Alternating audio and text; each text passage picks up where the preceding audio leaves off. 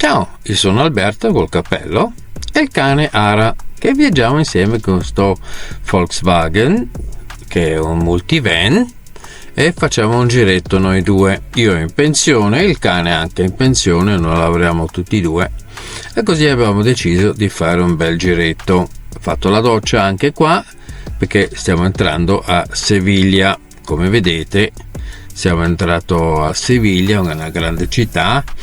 Qua il van che ho parcheggiato un attimino e così ho fatto quel giro perché nostra amica Gemma ci ha detto di visitare, che è molto bello. È vero, anche è molto bello, ma ci sono abbastanza turisti, allora mi sono detto io faccio un giro con Ara fino a che siamo stanchi e dopo attualmente noi andiamo. Ho avuto fortuna dei tedeschi che mi hanno fatto la foto, anche era molto caldo, anche no devo dire molto bello.